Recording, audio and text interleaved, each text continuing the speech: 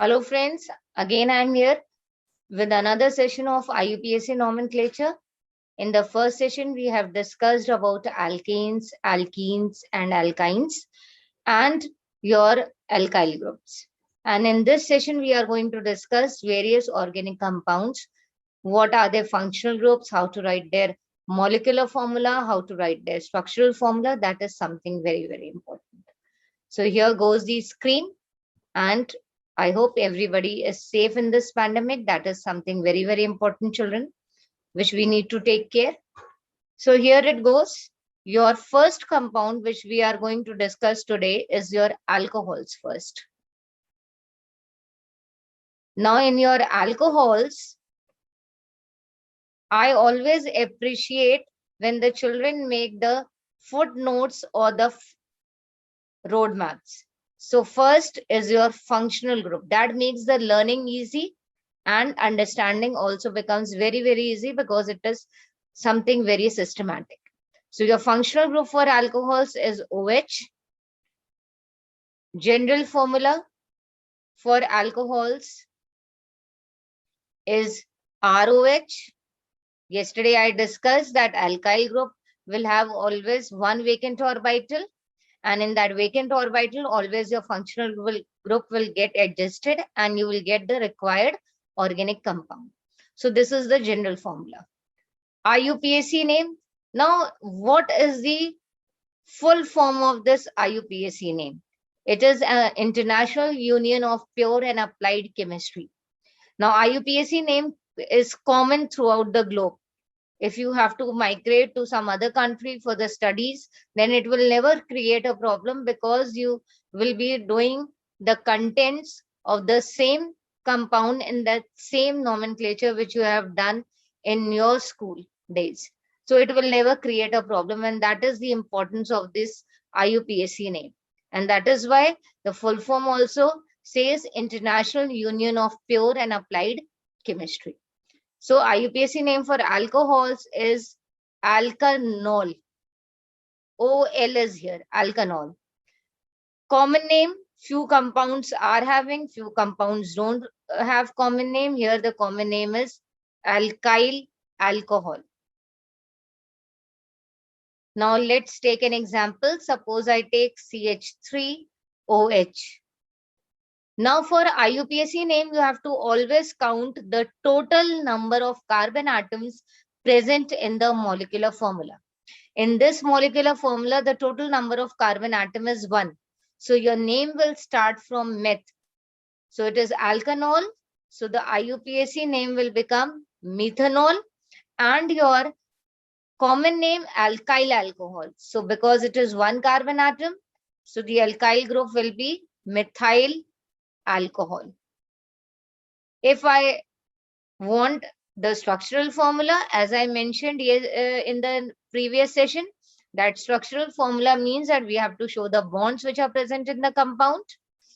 So it will be like this. You will be showing, and please use a pencil to draw the structural formula. So this is your CH3OH. This is the structural formula of methyl alcohol or methanol.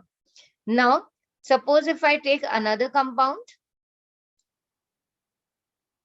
C3H7OH.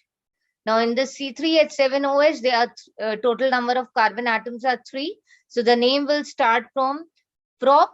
So the IUPAC name will become propanol, and your common name will become propyl alcohol. The structural formula, you will be using 3 carbon atoms in the chain. And this way, you will be writing the structural formula. This is the way. You can always match the number of atoms which you are using in the structural formula. They should be in accordance with your molecular formula. They should match. There should not be any contradiction of plus or minus of any atoms in the formula. So it is C3H7OH. If you would see, here there are 3 carbon atoms and there are total 7 hydrogen atoms and the OH group. So this is your alcohols. Now we move to the next compound, which is your halogen series.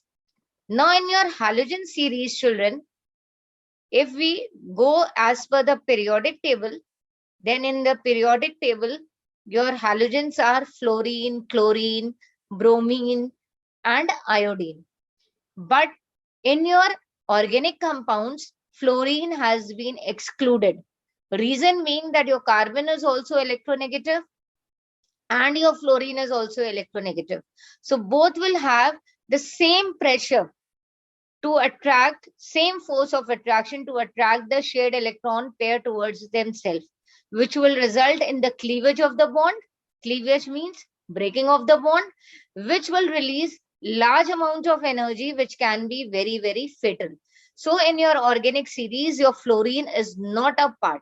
So when we write the functional group of halogen series, then in that case, your functional group is capital X, and this X is equal to chlorine, bromine, and iodine.